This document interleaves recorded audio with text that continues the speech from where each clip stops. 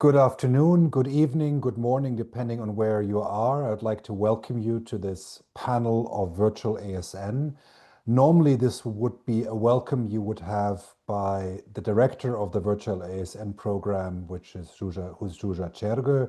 She can't join us this week, so I'm taking her place as giving you the introduction as well as the moderator. My name is Florian Bieber. I'm, besides being a professor for Southeast European history and politics at the University of Graz, I'm also the president of ASN. So before we start with our discussion, I would like to remind all of the viewers and listeners that on the 19th of November is the deadline for the next ASN convention in May 2026 at Columbia in New York. So please get your papers and panel proposals ready for that occasion. The next European ASN conference will in fact be taking place in next September in Belgrade at one of the institutes of one of our guests for the program today. So I'm very much looking forward that ASN will be in Belgrade in less than a year from now, and we will see what Belgrade and Serbia will be like at that particular point in time. And this is very much the topic of today's conversation. I'll introduce briefly the guests. The bios, more detailed bios, will be in the chat. A bit more than a year ago, on the 1st of November, as many people have known and followed, the canopy of the train station in Novi Sad collapsed, killing eventually 16 citizens due to this accident. The accident at first triggered grief and small protests until at the end of November 2024, it was taken over by a massive student movement, including the blockade of faculties all across Serbia and massive protests which have characterized the country and which mark the first anniversary just a few days with a commemorative event in Novi Sad in front of the train station with over 100,000 participants. Over the last months, in fact, the Serbian NGO CRTA has just released the number that there were over 11,000 protests between February of this year and November of this year. So within a relatively short period of time, not just that hundreds of thousands of people have been on the streets of Belgrade, Novi Sad, Kraljevo, Novi Pazar, Niš, and many other cities, but also the number of protests has been extraordinary. It is probably the largest student movement, not just in Serbia, but well beyond that for decades. It is one which has been marked by endurance and perseverance, but also by extensive and increasing repression by an authoritarian government led by President Vučić. So these are the topics we'll be talking about. We'll be looking back at the last year, where the student movement and the protests more generally stand today, how the government responded, and what the future might bring, and whether or not we can be hopeful when it comes to discussing the ASN European Convention in September of next year. So to discuss these topics with me, I would like to welcome Jelena Lončar, who is a professor at the Faculty of Political Science in Belgrade. She has extensively written about protests. In fact, she published just last year, before the beginning of the protests, co-authored an article on how the government has been managing protests in Serbia. And she's been also researching and following the protest movement very closely, both as an academic, but also as an engaged academic in supporting the protests.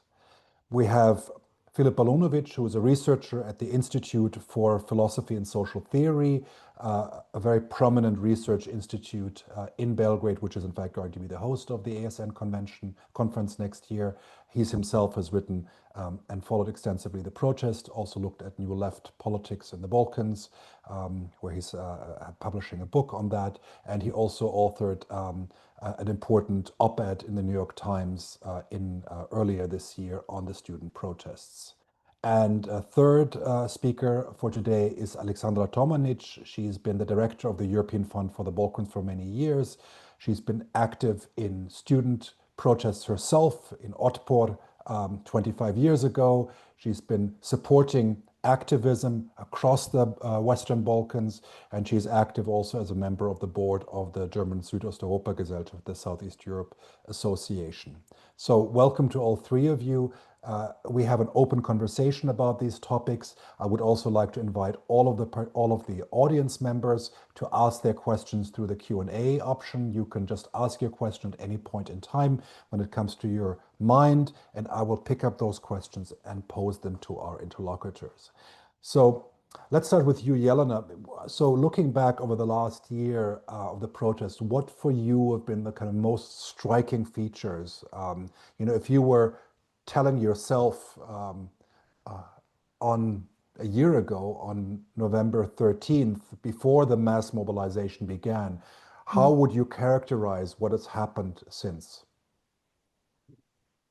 Okay, so this past year, and particularly because I was looking at previous protests and conducted research, but also participated in the protests before November last year, one expectation could have been that the protests, certainly I didn't expect them to be as widespread and as engaging such broad population as they did in the past year.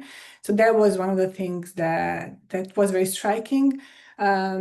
A very broad solidarity and rise of hope in the population was something that I really found amazing throughout the year, that we've seen not only students, of course, who've been in the focus of these protests, who initiated the protests, but also the students who mobilized broader public, with the citizen assemblies as well emerging in the society that usually was described as apathic, not so interested in politics.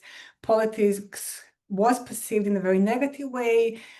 So many people were really not caring that much or following daily politics, or particularly not being involved in politics. And this has changed in the past year. I think that has been one of the impressions that I see, that many people now are following the news, are interested more in social media, are being more critical to what they are seeing in the media, to what the politicians are saying, and they are more ready to be more active in a political way, not necessarily through political parties, but rather as citizens who are criticizing the government, who are criticizing the government actions, who are now realizing that what is going on in politics actually affects their daily lives, and that they should have a say in this. Thanks, Jelena. Filip, when you wrote the piece in the New York Times, you called it a miracle, and you were saying maybe the students will succeed, and that would be an even greater miracle. And I think we're not there yet in many ways, but how would you tell your 1 year old, 1 year ago self about the protests? Yeah, it's strange because in the previous days I was discussing the situation with my colleagues, and we all agreed that it might not yet be the time for reflections, because the things are just follow one after another. We're now having these two hunger strikes, one being by a mother of a young person who was one of the victims of the collapse of the canopy. And then day after day, week after week, you have the events that are slightly or more decisively changing the course of what is going on. From the very beginning, we had several protest waves. So we had the first, as you mentioned in your introduction, you had this process of grief, which was similar to previous mobilizations after the school shooting in 2023 in the very city center of Belgrade. And on this general level, you have a society that is simply grieving too much. Every now and then there is an accident, there is a situation which in a way mobilizes people. And then on the other hand, you have this strange political context in which the political parties, I'm talking about the oppositional political parties, have been discredited in the past decade, and you have a really low level of trust when it comes to political parties in general. But then on the other hand, you have a huge energy that has been accumulated in the past year. And now at this particular moment, we're all in a way struggling to answer the question what to do with that energy. The student movement is quite heterogeneous. It actually reflects, and now in the let's say the last weeks or maybe even months, we are witnessing that the student movement is actually reflecting much deeper divisions within Serbian society. The only difference is that the student movement has managed much better to overcome these differences in order to unify and confront the ruling party, the ruling elite, that is now being challenged like never before. So my impression is that, and people get to are getting more and more impatient when it comes to the specific outcomes of this movement, because we usually are, of course, we're interested in repertoires of action, in the magnificent decision-making process, which is direct democratic one. We're interested in all the waves of protests and mobilizations. But then we are also interested in outcomes. But then usually when we talk about outcomes, we tend to see only this very, I would say, simplistic image, whether we manage to replace the regime or not. In this case, I think talking about the outcomes is I mean, it's a way more complex issue, and what, in my view, the student movement managed, like Jelena was also talking about it a little bit, is not only to mobilize the ever larger part of population, but they managed in a way to rebuild society. And when I say rebuild society, I mean I particularly mean to rebuild these ties between people and the sense of solidarity and interdependence between people. So I have always been optimistic. I had never been optimistic before the rise of the student movement. Every other mobilization in the past 13 years was, in my view, insufficient. And I was not because I was telling it, I thought it was insufficient, not because I was smart, but because it was evident that there is no enough energy for confronting and challenging the ruling elite. But this time, I think that energy exists. It's just a matter of time when we will see where this energy is going to be directed. Aleksandra, I mean, the key word for Filip said is optimism. I mean, I know we've talked about past protests and civic activism in Serbia. You yourself have close connections to Zrenjanin, and we're talking often about how a city without drinking water for a long period of time did not get people on the streets, despite the obvious shortcomings of the governments. Does the current protest change that much more? You know, I guess have you also become a convert to optimism? Let's ask you like that because of the protests. Well, I'm becoming cautiously more optimistic than I have been. And listening to Jelena and to Filip, I would like to add that although, yes, I think we all agree that previous protests were not, like, in that sense, complex enough, but I think that they were necessary and that they were preparing what we are seeing now. So one concrete example is on the 15th of March, when we had the biggest gathering ever in history in Belgrade, and the government used an illegal sound cannon on people standing and commemorating in 16 minutes silence.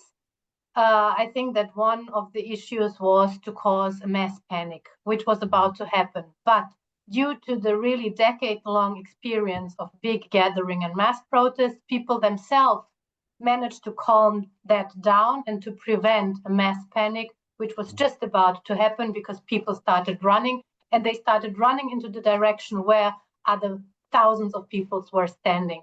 So I think that are important also practical tools, not only like political or like societal, but literally practical tools that preventing us from having more casualties on the road. I don't. Luckily, I'm a patient person, and that's also something new which I'm developing. So I'm not looking for outcomes and next steps. I'm really very surprised and very somehow calm that this is going into the right direction, because we have seen political changes over in the past 25 years, but those political changes never brought societal changes. And now we are really seeing that society is changing. We are addressed here as the people since decades, and we are now discovering that we are citizens. And that is an inclusive term for people that have different religions and are citizens of Serbia. And students are really teaching all older generations a big lessons about citizenship, about togetherness. And I think that we are not there yet, but at least the direction is clear. And it's the first step into a direction where that not only Serbia, but this whole region is waiting for many decades. We see also over the last year a lot of tears. People are hugging, people are crying, young people are crying.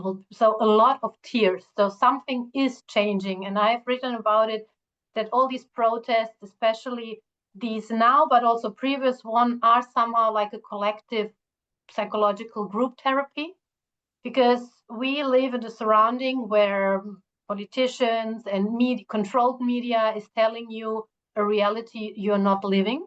And then you start doubting yourself, like, is it only me? Am I crazy? And then you go out and you're surrounded by hundreds of thousands of people and you say yourself, well, it's not, we are not crazy, we are right.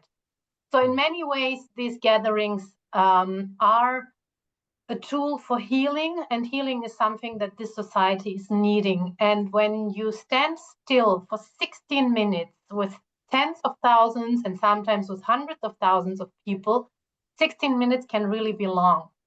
And it's complete silence. And what I was noticing last week again in Novi Sad, there were a lot of children, babies, toddlers. They're all silent. So you can't hear a baby crying, a toddler nagging, because I think that even these small kids even more feel the atmosphere and the energy, and intuitively know that it's about silence. And I think that children are really a big indicator. And when this silence does that to children, it also does something to all of us. So I think that these changes on an individual, personal level and on a societal level are very important, and that sooner or later they inevitably will lead to also political or some concrete changes everybody's waiting for, and all journalists want to have the headline, but yeah, we are not there yet. Mm-hmm. Thanks, Aleksandra. And I want to pick up exactly what you said to ask this to Jelena, because again, these 16 minutes of silence, I mean, 15 initially and then 16 in March when the 16th victim passed away, are the central set piece, so to speak, of all of the protests. I was talking to a student a few days ago, and he said, this is what kept us going even when we ran out of energy, that this kind of, because we knew what to do in this, this collective grieving seems to be a very central part of the protests. And I know, Jelena, you've been reflecting on that. Maybe you can share us a little bit. How do you assess this? Because this is it's a novel way of protesting. It's different than the conventional, you go out, you make a lot of noise, which is also there in the protest, but this is different from what we normally see in mass demonstrations. Thank you. May I just add something before answering your question to what Filip and Aleksandra were talking about? Because I keep thinking about, Filip said, rebuilding the society. And I think this is something that has been the biggest achievement this year. I have no doubts that the government will be changed, or that the regime will be changed at some point. And this will come soon. In a few months' time or a year's time, but this is going to happen. But one of the things that has happened in the last 13 years of this regime is normalization of corruption, of lies and threats in public space, autocratization of political culture, very centralized state, very polarized society. So all of these things are going to take so much longer to change. So in that sense, the fact that the students were able to connect the society, to connect to all of us, also different ethnic groups. We'll probably speak about the role of also Bosniak minority and Novi Pazar students and all of this. There's this sense of hope and solidarity and decency that we've missed for so long, that for the first time in the last 13 years, we as citizens can feel also as human beings. So I think this is very important, and trying to change this society to become more, not only democratic, but really more polite, more decent, more normal in a way, that the things that we keep seeing, this regime has also employed only those loyal to them. So there's lack of knowledge, lack of critical thinking in the administration, in many of the places where we should have people that are very professional doing their roles and their jobs. So this also has to change. Now, when I go back to your question, the silence, I think this is very important. Of course, silence in the student protest, Serbian students did not invent it. We've had it also in the anti-war protests in the 90s, but also in other countries. So it's not only a Serbian thing, but I think when we look from the perspective of the current protests in Serbia, it has had very important roles. So one of the roles is to keep reminding the society of what has happened. Now, we tend to forget things very quickly, and the 16 minutes of silence every day are there to tell to the wider public and the institutions that we will not forget what has happened, and we will not stop protesting until the justice is met. So that's one of the things. It's also a reminder, standing there in the streets, that it could have been any one of us, and that this can repeat. And from talking to the students, they themselves say that it's also important for them as a reminder to them of why they started all of this. So that when they engage in different, stages of protests, now they're focusing more on the elections, demanding the elections, early elections, creating the electoral lists and these kinds of things. It's not about politics. It's not about them being engaged in, change of government. It has all started because of the 16 people who died in this tragedy. So we don't want to forget the initial demands that the students created in November last year. So that's one of the things. It's also another thing, I think, very symbolically, in the society in which whatever you say is not heard. We have this denied voice. When we look at the media being fully controlled by the regime. So if the institutions do not listen, the voice speaking becomes very meaningless. And I think this silence can also be read as reflecting this meaningless of voice in the Serbian society. There's lack of democratic listening. It's all been a facade, basically, a cover of democracy. We pretend that we have democratic institutions. We pretend that we include certain groups in decision-making processes, but this is not really happening. There are also widespread smear campaigns against anyone who dares to criticize the government. So really, what does voice mean in this society? I think that silence can also be read from this perspective. Yeah. Another point, I think, also in silence, when we speak in public space, the students or the protests, usually the movements tend to have leaders or spokespersons who speak for them. Silence has allowed the movement to stay without the speakers, and I think this is very important from the perspective that the movement has no leaders, that they're all equal. And in the silence, when we stand in the streets jointly for the 16 minutes, we're all equal. And we're all sending the same messages. They can be interpreted in different ways, and the audiences can understand them in diverse ways, but there's no individual, but the collective that's there jointly and demonstrating this solidarity and the fact that there's a group there standing. Thanks, Jelena. I mean, this is exactly something I would like to ask Filip, because again, one of the key defining features of this protest movement has been the fact that there are no leaders, that it's radically horizontal in a way which is quite unusual, not just in Serbia, but beyond that. How do you assess 1 year on, I mean, this horizontal structure of the movement, which how did, where did it work and where did it reach its limits also, because it creates certain tensions invariably. How do you look at that experiment of horizontal radical basic democratic organization of this protest movement?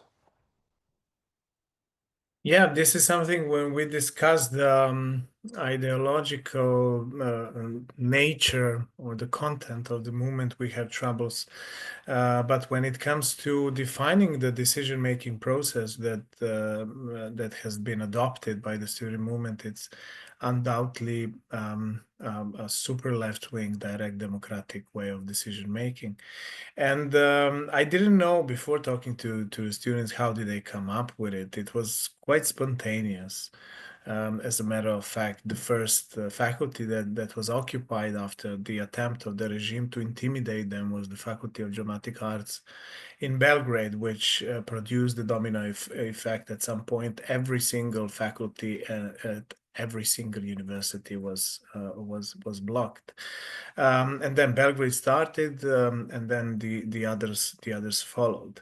I think it's impressive that most of them had not had any previous knowledge about how the things function. Some people did read, maybe, or I remember in the early phase of the protest of the student movement.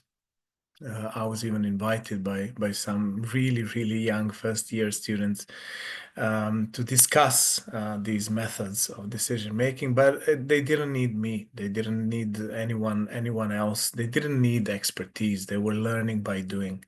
And for me, as someone who deals with social movements from this cognitive side, I'm usually interested in ideas, in the way they construct their cognitive maps, etc. It's also, I think that the cognitive side is not decisive in this case. What's decisive is this emotional component that some of you mentioned before, but also in a way, I remember when I was researching student movement in Zagreb in 2009, they were super theoretically equipped. They knew many things from before. They had many working groups reading Marx, etc. None of that was the case with the student movement in Serbia. And you use this, you Florian, you use this word experiment, and it was indeed an experiment. Something they found, I mean, all sorts of, all types of democracies, but also non-democracies have their pros and cons. So representative democracy has pros and cons, just like a direct democracy. But in this specific occasion, the leaderless movement had to implement this kind of method. Of course, there were many problems with it, but also I'm going back to optimism. I think that we have a new generation that has not been taught by the older generation what they should do. Instead, they found a way to teach, I mean, to learn by doing and teach each other how to react. And I think this is a unique phenomenon, maybe even in Europe, maybe even beyond it, that you have a new generation which has become super politicized and super aware of what what politics means, not by the older generation and by the experience of the older generation that has been mediated or taught to them, but they did it themselves. And from there, this is, we usually talk about democratic innovations, right? But here we also have witnessed the innovation of the understanding of politics. And then there were some voices saying it cannot function without leaders. We need to have faces. We need to have those people we focus our attention to. But it's brilliant how for closely, it will be a year soon from the first blockade. There was a single fraction of the student movement which got separated from the rest of the student movement, claiming that they are right, not them. So people who were not maybe satisfied with the way things were functioning, they just got passivized. So no one not dared, but no one didn't want to challenge the movement itself, which is very strange from the perspective of, organizations, going back to Michels and to iron law of oligarchy. At least to my knowledge, none of that has happened, which proves that this generation, their collective will, or general will, if you want, has been proven as super mature, way more mature than the political parties, for instance, or some movements before them. And just finishing with the reference to silence, because you also inspired me now to think about it, also both Jelena, Aleksandra, and you, Florian. I think that silence also functions as this absolute equalizer. When you have some noise and you have people talking at the protest events, and this was the case in Serbia as well. So you will get a speaker. It's very difficult that 100% of people gathered will agree with every single word of a speaker. But during the 16 or 15 or 5 or 10 minutes of silence, you really feel absolute belonging to the group, and you feel equal to all others, and you have that feeling that we all agree at this specific moment or moments on the basic reason why we are there. And this is, I think, the power of that silence. Thanks, Filip, for that assessment. Maybe from turning to from the movement and how it operated over the last year, maybe we can reflect a little bit about how the government responded to it, because I think that's very important. And that's something I would maybe ask you, Aleksandra, to reflect on. How do you see the response of the government? Do you see there certain waves, or what are the strands of the response to this mobilization over the last year? Well, the government responded with brutality since the very beginning. So when students and citizens started to gather and to block road crossings, every Friday at the time the canopy fell down, the government sent their thugs and hooligans to attack peacefully grieving citizens. And that was when then everything started. So I think it was really a terrible miscalculation, because I'm not sure that we would be at this point where we are now if the government wouldn't have reacted with violence and with brutality. And we've seen first political imprisonments since many, many years. Interestingly enough, during the first few months, people in Novi Sad were put to jail for weeks. Then later it spread throughout the country, and now it's everywhere. But literally the whole first winter, it was primarily Novi Sad.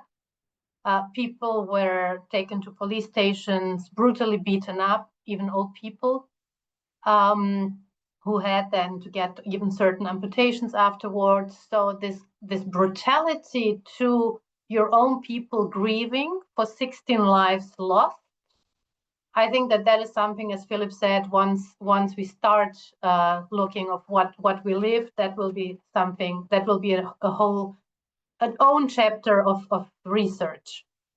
I already mentioned the sound cannon. We have seen that the president himself was basically welcoming or inviting people with their cars to drive into citizens standing and grieving in silence, the silence we discussed already. We know that thugs coming out of party offices with baseball sticks and beating up concretely a young student in Novi Sad. That person got pardoned by the president himself, as many others who could have even killed somebody, but yeah, luckily people were left only hurt. So it's brutality, brutality, brutality. We have, for the first time in decades, people in political exile, young students who actually in Novi Sad kicked off and called for the first protest and for the first gathering. 6 of them are outside the country because they're facing charges to overthrow the constitutional order when they come back. 6 of their colleagues have been in prison and later in home custody for together 7 months.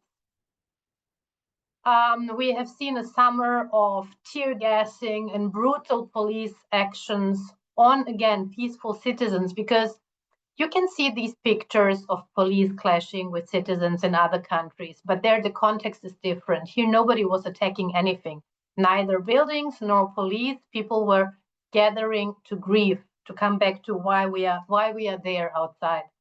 So this brutality isn't surprising, because actually it brings back the ruling parties onto their factory settings. Both main ruling parties have their origin in the 90s, having left a blood trace across the region. The current president used to be the information, or better say propaganda minister under Slobodan Milošević in the last years. Back then, journalists were shot on the streets and killed. So, I mean, we are really back to where it all started. And coming back to the societal change I was mentioning earlier, like citizens are starting to realize that if this security apparatus and this police, because sometimes we have people in just police similar uniforms who don't have anything to show you that they are actually part of the official state system, but who knows what. So we can't even speak of arrest, but of basically kidnapping, because sometimes it takes hours until you find out who is taken by whom and where to. So when they are doing this to their own citizens in 2025, when everybody has mobile phones to witness what is happening and to share it, then one can imagine what has been done before mobile phones to the so-called other. And I think that this is also a very important component of the healing, to just like start to be aware of that. This brutality maybe was kicked off because the students did something with only 2 words in Serbian, a few more in English, right at the very beginning. Because the whole international community and the whole society in Serbia, from opposition to anybody, were playing along with the president's constitutional breach. The presidential function is a purely protocol one, but he took all the power and everybody played along. So you would have foreign heads of state who would come to see him, although it would be the prime minister to be visited, and then ask why they were, well, if you want to have things done, you go to see the president. So everybody was playing along the game that the president set up. And then students came and just said, again, in Serbian, it's 2 words, and in English, it's, you're not in charge. We don't want to talk to you. So they were completely like taking down the house of cards he was building with this simple statement, you're not in charge. We are addressing institutions. We are not going to discuss anything with you because you're not the one who can deliver. So the government or the regime is showing that they're not in control any longer. They were setting the scene for 13 years, and in the last year, they've lost control of of scenery, and they're not the directors of the movie we are living in. We also see that the tactic of the students to not have leaders is, well, either intuitively or out of experience, because whoever takes up publicly and speaks up, either a journalist or an activist or an NGO, and opposition even more, it doesn't take like political knowledge or interest. It takes a lot of courage to be politically active. And they have seen that, and you could also see that every student who would speak up publicly in a TV show or something would face a smear campaign days after, either because the parents have money or because the parents don't have money, whatever, it would be found. And we currently have people in hunger strike, and even they are now being faced with smear campaigns. And in an environment like Serbia, I mean, you have to be aware of the parameters. We are not discussing like a normal political setup where we have a small crisis. We are discussing a regime that couldn't care less if these people are alive or dead. And still people take up the hunger strike. So the level of despair that brings them there, knowing that the other side doesn't care if they're survived, speaks for itself. And we have a mother in hunger strike, her 12th day today, and we have a father and his son in hunger strike in Novi Sad, facing smear campaigns. So the level of, I don't know even how to call it, because craziness sounds so cute, the level of thickness, or really I'm missing the word, and I'm missing it in any language, so you can't even help me out, that we are living on a daily basis is just getting like somehow boosted, because it's piling up for 13 years, and now it's really completely beyond. And sometimes there are days where, when discussing with friends, you just don't know where to store it anymore. So the response of the government is actually adding that, what Jelena said, that I think we will see it being done and changed rather sooner than later. Thanks, Aleksandra. There are 2 points I want to ask you, Jelena. I mean, one of the things, Aleksandra, which you mentioned, is in fact one of the miracles of the protest is that despite more than 10,000 protests over the last year and hundreds of thousands of people in the streets, nobody died. I mean, this is considering the fact that there has been violence, considering all of the incidents, this is in fact one of the most amazing features of what has happened. But as you, I think, rightly mentioned, in fact, if anybody is noticeable, they immediately get targeted in one way or the other. But the first question for you, Jelena, is, I mean, in the article you published together with Dusan Spasojevic about protests previously, one of your findings was one of the strategies of the Vučić regime has been let protests go their way, basically not intervening because they will run out of steam by themselves. And that has worked very well for him. Over 8 years of protests we've seen ever since 2015 until the beginning of this wave.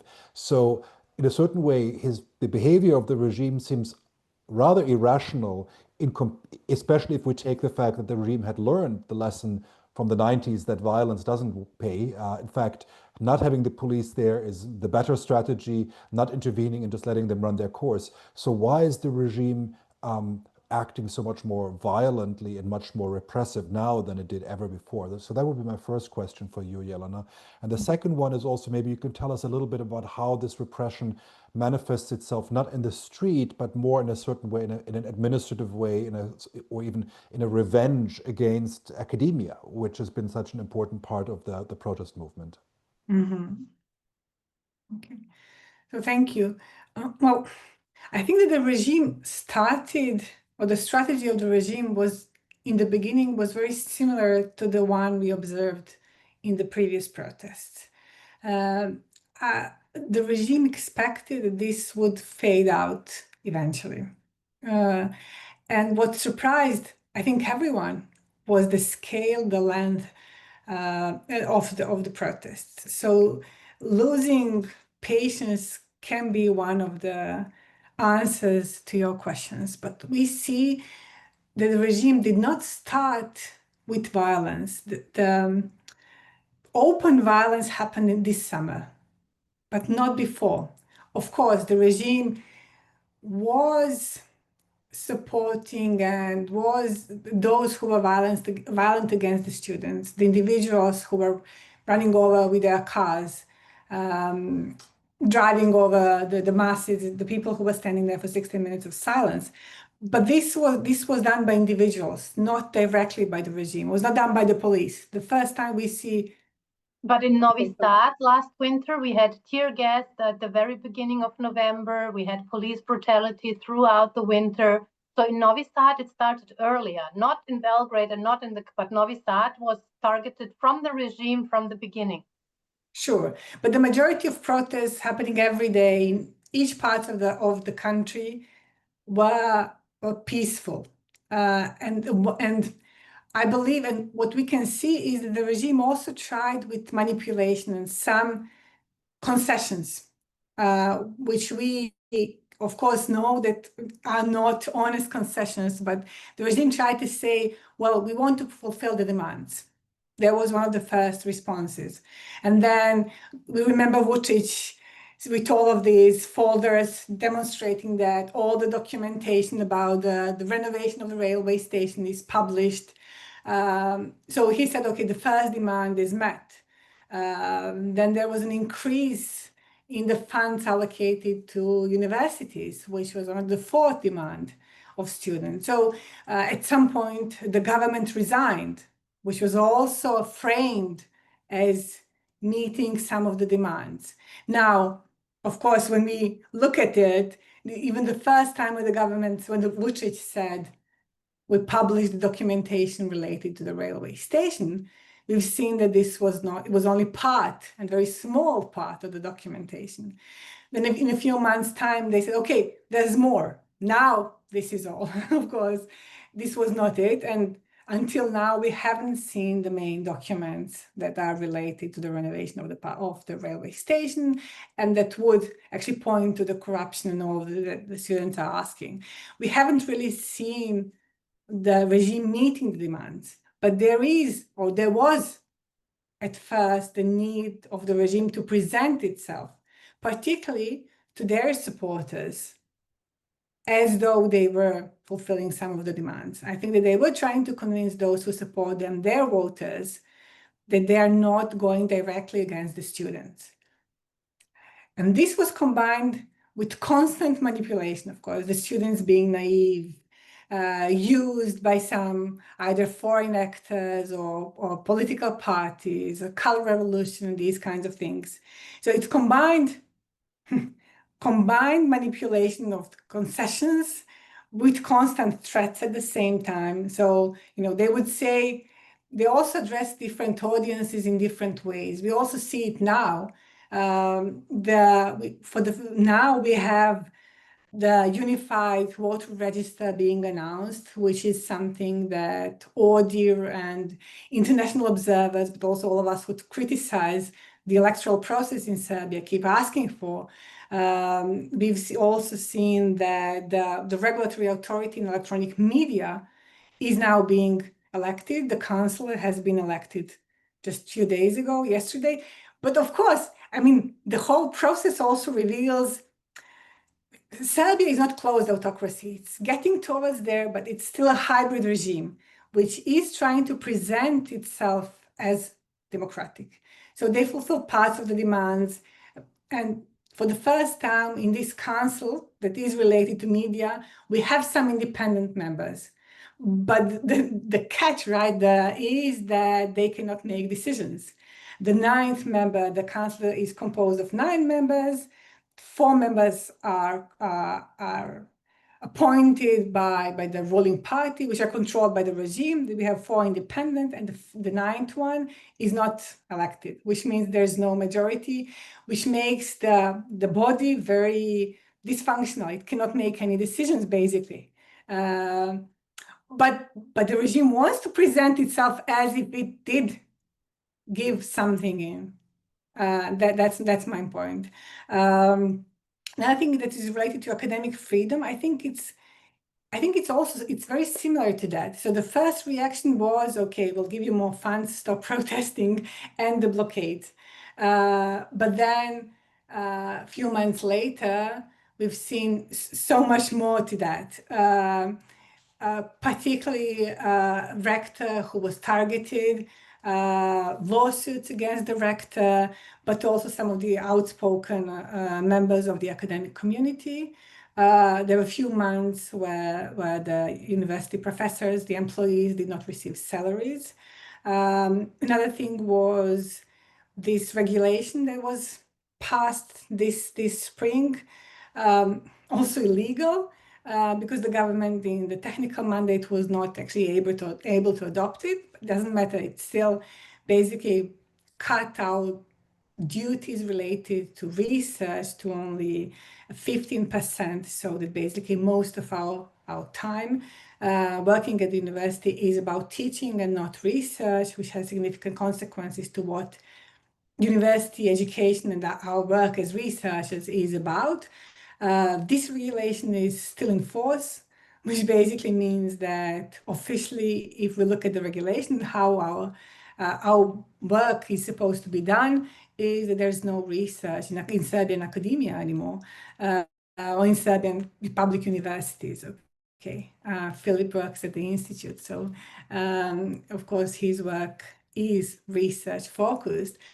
Most of us, of course, still do our research regardless of the regulation, but the fact is that the university, another thing is the state has, the regime has tried, even before the current protest started, to bring more foreign private universities to Serbia, which will also undermine the position of the public universities. Of course, we did not expect that, Harvard or similar institutions would come to Serbia, but rather institutions or universities with questionable reputation and quality of education, particularly because the law that the regime tried to adopt in November last year said that any foreign university can come to Serbia and work under the same conditions as Serbian universities, only based on the contract with the ministry, with the government,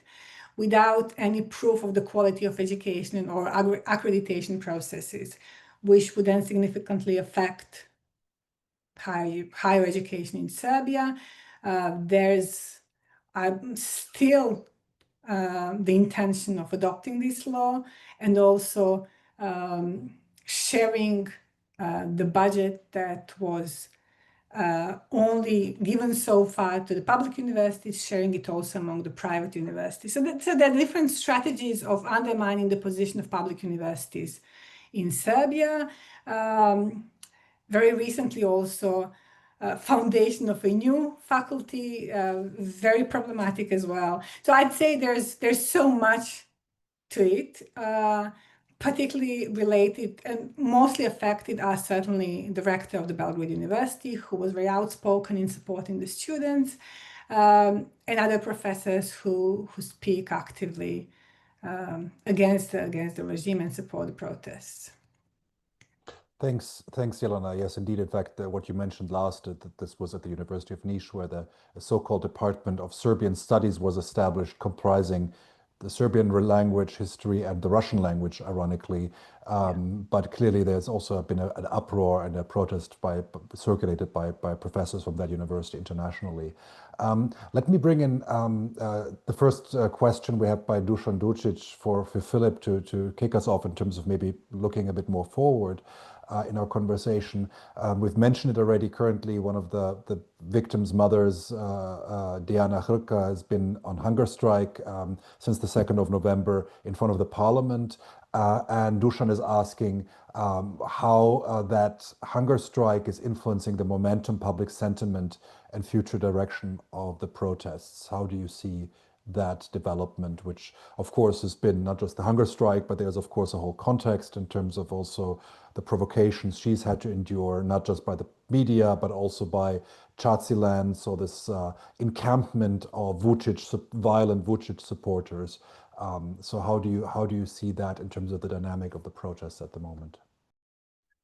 Yeah, this is a move of despair, and then from such situation is really hard to predict where it could develop. Yesterday, the students invited the higher education institutions to take a day off and go out and join the gathering and 60 minutes of silence next to the mother who's in hunger strike, which is what we did. And I would say it's a completely different. We started from talking about people grieving, etc. This is even beyond, I would say, grieving. If I can, as a reporter from that place, if I can say that this feeling is way more undefined. That you're standing next to someone who is endangering her own life.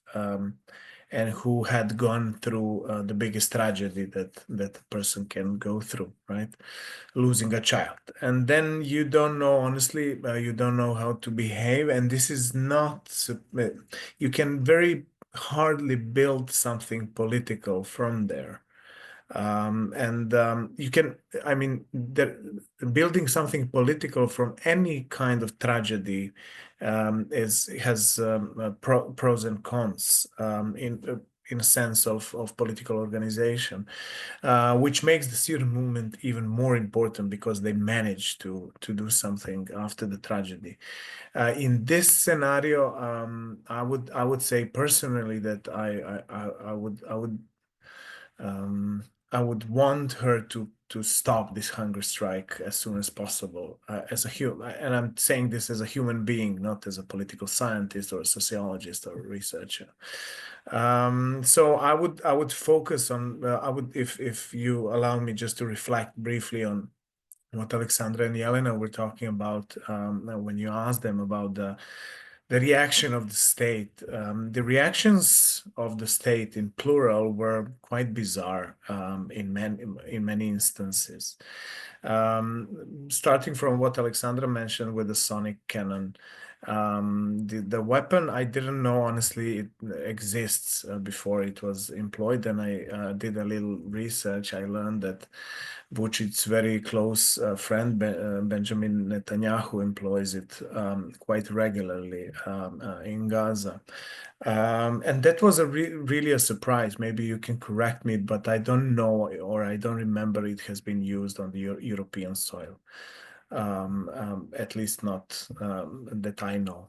So this was talking about innovation. This was quite innovative by the side of government. And I agree with, now I don't remember if Aleksandra and Jelena, maybe both of them, we're talking about this kind of reaction of the state, talking about police brutality. Whenever you go, you talk about the Serbian student movement abroad, and then people ask about police brutality. And I would say that police is way more brutal in the West. I mean, and in the East as well. I mean, in countries like Turkey, etc. But I have witnessed quite high levels of police brutality in Western capitals as well. But I wouldn't say it didn't start as police brutality. It was the major task was not to beat people, etc. It was to intimidate them. It was to spread fear, to discourage them from joining the movement and taking the streets. The police brutality came only afterwards, when the intimidation turned out to be when the intimidation didn't work, or it didn't work properly. There was also a mention of political prisoners, people who are now in house prisons, house custody, some political activists, as well as student activists. And I think what the regime cannot find a solution for is the readiness of students to sacrifice. And this is something that we had not seen before. When I say sacrifice, I mean they were beaten up terribly by these civilians with black hoodies and with masks covering their faces.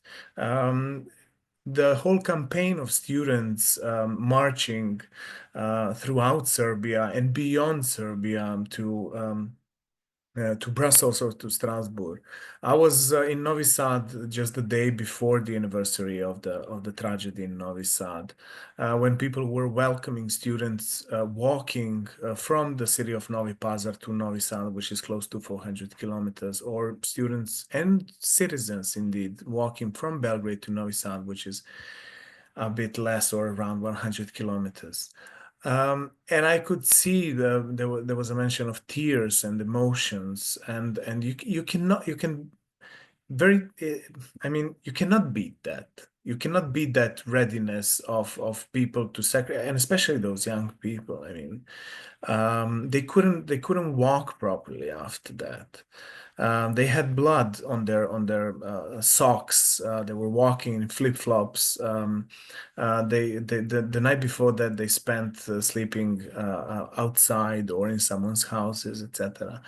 And these are not, I mean, some of them had already done it before, but also there are many students. And then the advantage of the student movement is that that it can function in cyclical way. When one group gets tired, the other one takes over. Like this race, when you have this race with I forgot the English word. Yeah, the relay race. Yes, Exactly. There was, the regime could not until this day find a perfect solution. This is why they were changing their tactics on a sometimes even on a daily basis, but certainly on a weekly basis.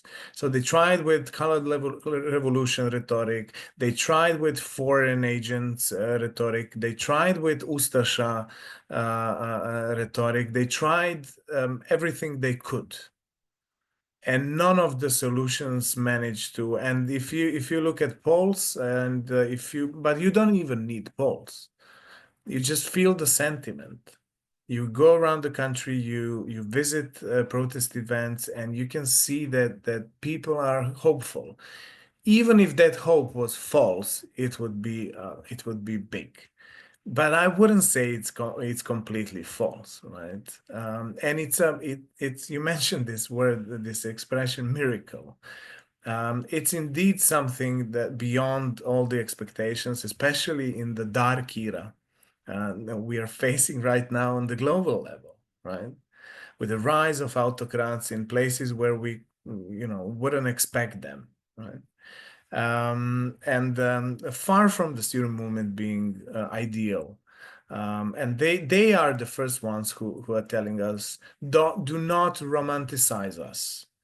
We are not perfect. We are not messiahs. We won't save you. We won't help you to decide how to live your life. We are here to fight for the basics of society. And I'm very hopeful also, I mentioned that before, regarding the way in which they bypass the old divisions. The way they connected the Novi Pazar students with the rest of the country, the way they integrated the Bosniak minority into the whole movement is something they also, I wouldn't say they had thought about it too much before. They did it almost naturally. And this is, again, one of the big advantages of theirs. It's not their rhetoric. One specific thing about their rhetoric the regime didn't know what to do about is that students were often making fun of the regime. And this turned out to be a super powerful weapon because they didn't react in an angry manner and trying to claim that the regime is wrong. As Jelena and Aleksandra mentioned, they were just saying, you're not in charge, right? So yeah. Thanks, Filip. And maybe to pick up on I think what you described as this intuitive inclusion also of minorities, of Bosniaks in particular from Novi Pazar University. I mean, also, Aleksandra, how do you see that dynamic of inclusion, exclusion of Serbia as not just a state of Serbs, but of one which has, of course, minorities living in there? Well, I think that Novi Pazar, as mentioned by Filip, and it's the most obvious example. Also with the connection to what happened in Bosnia, and how everything that happened in Bosnia is still treated in mainstream, well, media and unfortunately history books today. But also I'm from the Vojvodina, and Vojvodina is known as a multicultural, multi-ethnic and multi-religious part of the country, really hated by Serb nationalists because of all of this. And the canopy fell down in Novi Sad, and we don't know the ethnic composition of victims, and it was never a topic. So I think that what I mentioned initially, that the fact that we are starting to see ourselves as citizens of this country and not of the people or the Serbs. I'm also always constantly when I'm asked the Serbs, no, I'm it's the citizens of Serbia. It's really everybody. And I think that this is really important for the society, for its healing process. And as Filip said, it came intuitively, because I think these new generations, despite growing up in this toxic environment and getting history from these books that are everything but based on research and fact, still are somehow more mature than everything that somehow formed them. And we often get the question, how nationalistic are the protests, especially after one in June. And I don't like the division of responsibilities here. If young people are nationalistic, then the question is why they are nationalistic, who contributed, school, media. We had years here where schools and public space was flooded with murals of convicted war criminal. We have convicted war criminals very regularly in breakfast TV. So I think that these young people, then they are the victims and not those responsible. And I see very often journalists from abroad liking to pinpoint at them and to blame them, while addressing those people who are responsible for the state of play as their partners or as serious interlocutors. So I think that we need a reshuffle of responsibilities for the state of play. And we have a mass movement here. So we have the whole population outside. And I think that, unfortunately, if you take any European nation, you would have quite a big percentage of nationalists among a whole population movement, whichever country you pick, Germany, France, Austria, it doesn't matter. And making that now a showcase for Serbia to prove, I don't know, old patterns or even some prejudices right, does not apply to this generation.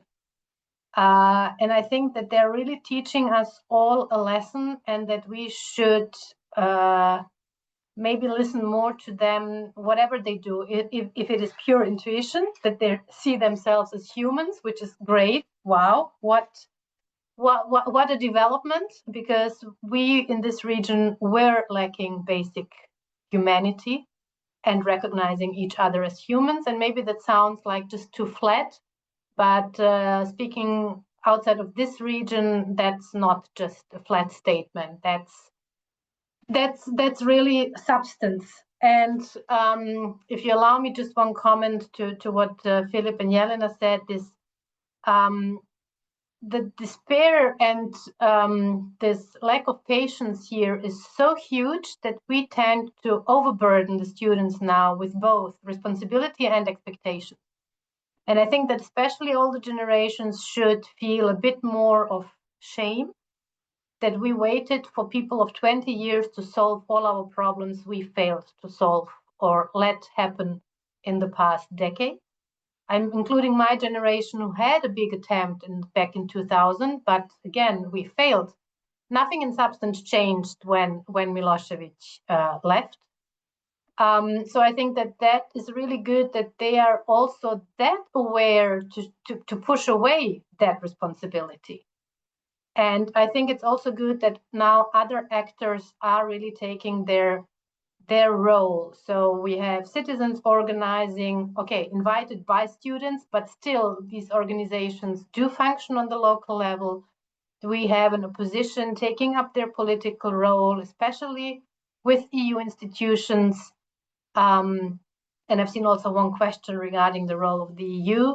So I think that this is a development and that we are getting there, and that this uniting factor is also recognized in the region, because the amount of regional solidarity for the students' movement, the amount how people in neighboring countries are following in with such big empathy and sympathy for what is happening here, this is also leading to a healing of the whole region, really being deeply, deeply hurt by all these blood and death of the past.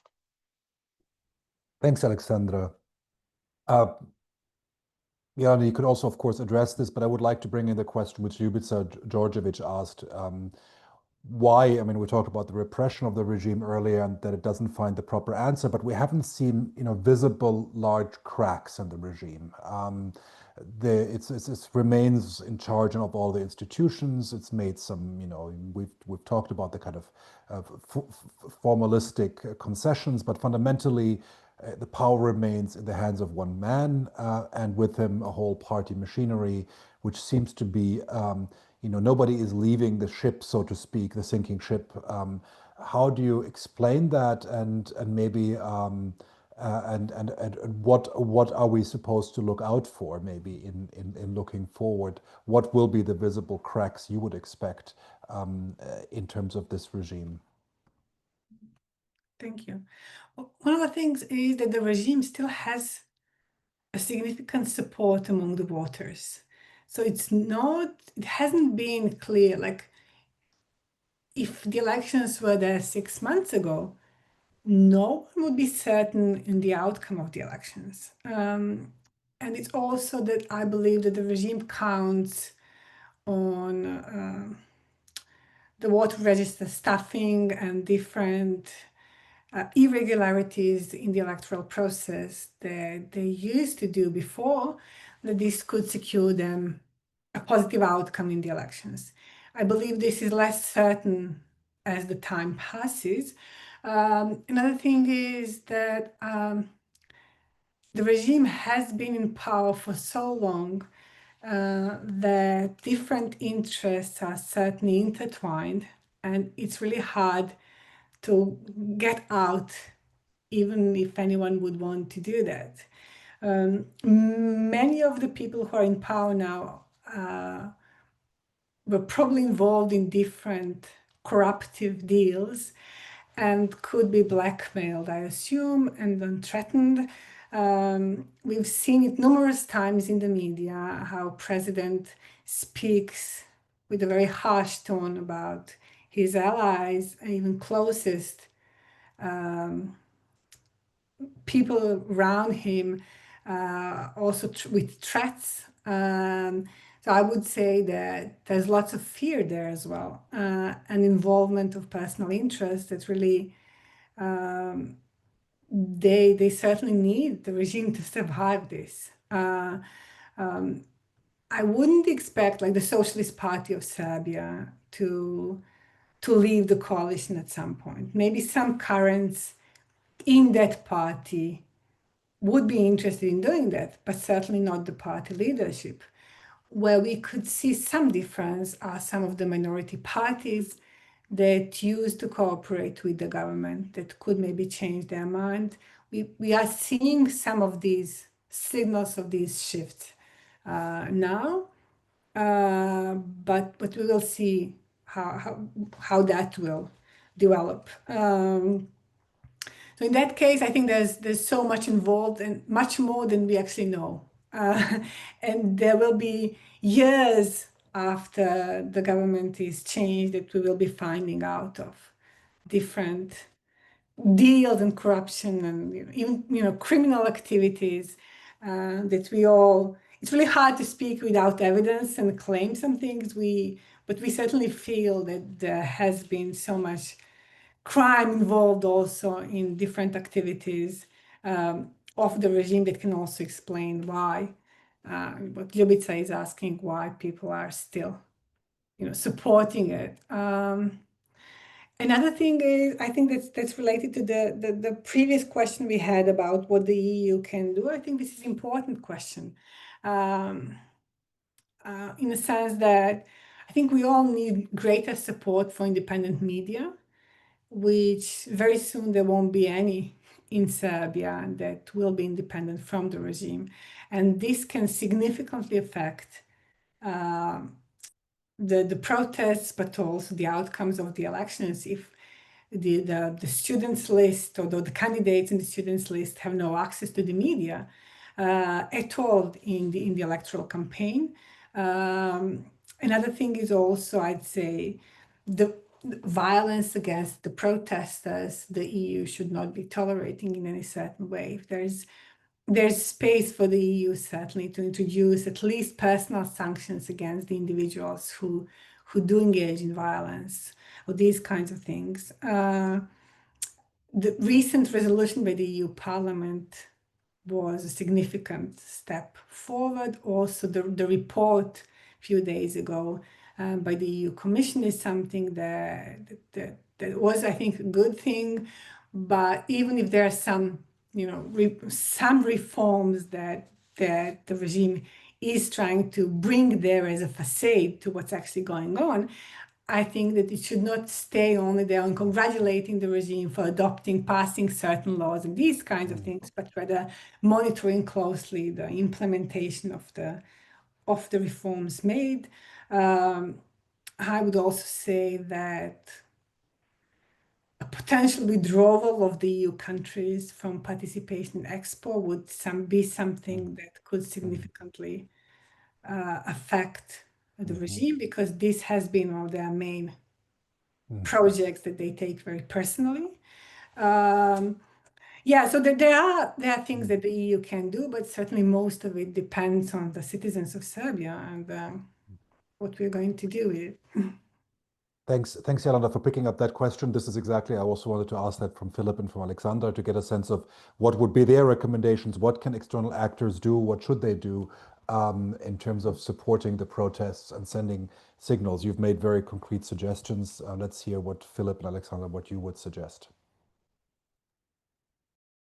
From the very beginning, I'm quite, and also the students with good reason. But this is a super complex question of the EU and Serbia, the EU and Serbian students. The student movement rightly emphasized many times that the EU has not reacted properly and on time. Many European officials, but also many officials of the European countries, so at the national level, are still in very good terms with President Vučić. And I would say that in politics, especially international politics, of course, the economic interests are more dominant than other ones. Jelena mentioned Expo. There are also many different projects that international actors, whether state actors or simply companies, etc., are involved. Serbia is the country where all the investments are more than welcome. From Russia to China, from EU to the United States. A couple of days ago, there was a protest in front of the former military headquarters building in the center of Belgrade that was bombed during the 1999 bombing. That obviously Vučić promised to Trump Jr. and Kushner, so the Trump family, widely understood. so that they want to build this Trump Tower in the center of Belgrade, at the place where the military headquarters was. So I would say I agree with Jelena that different interests are intertwined, different interests when it comes to domestic economic elite, but also international political and economic elite, and this is simply a fact. The reason why the regime still looks quite solid is because the domestic economic elite has not yet turned their back to Vučić, which was precisely the case in the late 1990s when the domestic economic elite turned their back to Milošević. He made them tycoons, so he allowed them to earn their first million, but due to sanctions, they couldn't make the second million, right? And it made sense for them to turn their back to Milošević and then go and hug the opposition at that time. It hasn't happened yet in Serbia, and I don't think it will happen because the network is so dense. There are so many actors, and so many people depend on this regime that the moment the regime collapses, the whole, as Aleksandra said before, house of cards will start collapsing, not only domestically again, but also internationally. What the students are not ready to do is to make any promises to the international economic and political actors that they will fulfill all their desires. Vučić likes to think that Serbia is super independent, and he is playing even a little bit on that card of the Yugoslav non-alignment, which is silly. But the Serbian neutrality, we are keeping our sovereignty, etc. Turns out to be, you're not giving in to anyone's interest rhetorically, but practically you're giving into all the interests, except the interests of your own people. And one more remark, if I may. I think that what will be decisive also when it comes to elections is that whoever is an actor, whether the student list or the student list plus some oppositional parties or some third option, they will have to convince part of the Vučić electorate that they won't live worse after Vučić. I think that this socioeconomic component has been lacking so far, with a very good reason. Issues such as rule of law and freedom of press and media corruption were central. But I'm afraid that for many people, these concepts are just too abstract. For many people who worry about whether they will have food on their table tomorrow. And for now, Vučić is keeping them above the surface, giving them from time to time some small financial incentives to vote him, but I think that we need to convince them. We need to make a plan, also economic plan, how to make our society more stable, not only in political terms, but especially and primarily in socioeconomic, real material terms. Thanks, Filip. So I would like to go to Aleksandra before we have our last round. Just quickly, what would you suggest should the EU or external actors should or could they do? Well, first, they're already running late, and you are the one who made the term stabilocracy famous. So the EU and the member states of the EU were for many years putting stability before democracy, not realizing that you can't have stability without democracy. So we are now, like the Serbian students and citizens are now showcasing that. I absolutely agree with what Filip said, that we have huge economic interest. And if not earlier than latest with Clinton, we learned that it's the economy stupid, right? So we have German companies here responsible for more than 100,000 jobs, cutting down because subsidies are running out. So we will see how that will develop. We have France with an interest in the expo, and the president himself, like a salesperson, selling for 12 billion euros military jets. And just to name like the two biggest EU countries and their interests, we have a German chancellor who recently went to Turkey and had no problem meeting Erdogan after everything and telling that there is huge potential for increased cooperation. So I just think we should be very realistic there. Nevertheless, I think that the resolution by the European Parliament is good, but not only because it has been passed, because we've seen 2 years ago another resolution on the rigged election being passed by the European Parliament and completely ignored by Council and Commission, so it was not worth the paper it was written on. This time it was taken up by the European Commission in the progress reports, which I think is good. I also think it's good that the EU and its high-level officials finally have started to comment publicly to, well, I can't say it's lies we hear here about the EU, because for many years the EU was silent of everything that Serbian citizens were told by their government about the EU. One example is a Chinese PR show during the pandemic, completely financed by the EU. The plane was financed by the EU and everything that was in the plane was financed by the EU, yet the Chinese ambassador was at the airport and the EU remained silent. So now, finally, the Commissioner for Enlargement said that with the current energy crisis, because of Russian sanctions for the energy sector that is in Russia's hands here in Serbia, that the EU is there to help. So finally, they're starting to comment and to oppose what Serbian citizens are being told. I also think that it's good that Sweden concretely has freezed funds for government-to-government cooperation and that they will transfer these funds to civil society and hopefully also to media. And I think that this is the best example, and I really hope that other countries will follow if the EU is too complex to come up with this kind of decisions. But I think that many other development aid cooperation agencies and countries that are among the top 5 should follow the Swedish model sooner than later. I think, and that's then my last point, we talk about elections, students demand early elections. We don't have voter registers in place. We don't have free media. We have a government that has a mechanism of rigged elections that is brought up to perfection over the last election cycles, because we've seen here elections almost every year. Voters are being even brought in thousands from Bosnia and Herzegovina. You don't know who is living with you on your address until Voters' Day, and then you receive 100 invitations for voting, and you had no idea that these people are registered at your home. So it's really a very, very well-organized and set system.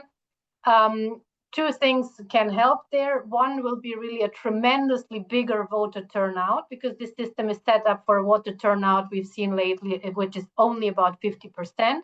So if students manage to bring it up to 70 or 80%, this system fails. And I also think that we should be lobbying for and advocating for with the EU, with the Council of Europe, is a fully fledged election monitoring mission, not just a few groups that come there, make photos, say hi, and bring some cookies, but a really fully fledged monitoring mission for the next elections. Because if not, we, I think, already know the results of the next elections, and then the enthusiasm will fall, despair will set in, the hope will be gone, and we will have to wait 20 years for a next generation to grow up and to try something similar. Thanks, Aleksandra. Now, the very last round, we have 2 minutes left. It would be just for you in one sentence to answer Olgica's Milojevic's question about where do you see the future? Of course, academics are like monkeys throwing darts, but where do you see this movement going? Do you see more repression coming, or actually an end to the status quo, the stalemate? Just 1 or 2 sentences, each one of you, please, before we wrap up. Jelena. Okay. Well, there's civil war mentioned in the question. I don't expect that in Serbia at the moment. I would say that there will probably be early elections at some point, with some occasional violence before that. I would not expect widespread violence, particularly because that would spark more resistance in the society, but also harsher international reaction. This is something that the regime knows very well, that it wouldn't work for it. But certainly we can, well, I fear that there could be instances of occasional violence, or at least some more sacrificing by individuals in this society before the early elections come. But I'm probably not good in predicting. I've never tried doing that. Thanks, Jelena. But I think we'll leave it at that. But we'll ask Filip and Aleksandra, very brief, 1-2 sentences. What do you see the trend? I couldn't predict the student movement. I couldn't predict the wave of summer mobilization, so I wouldn't dare to do any predictions. Fair enough, Filip. Hoping for the best, though.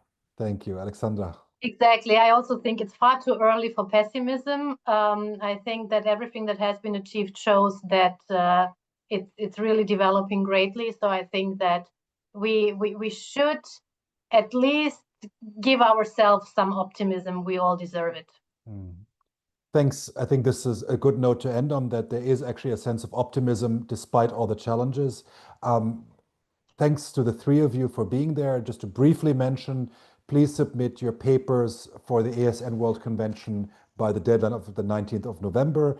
The next virtual ASN event will be taking place very soon, organized by Zsuzsa Csergo and Peter Rutland, on varieties of nationalist populism. So please stay tuned for that. That will be in December.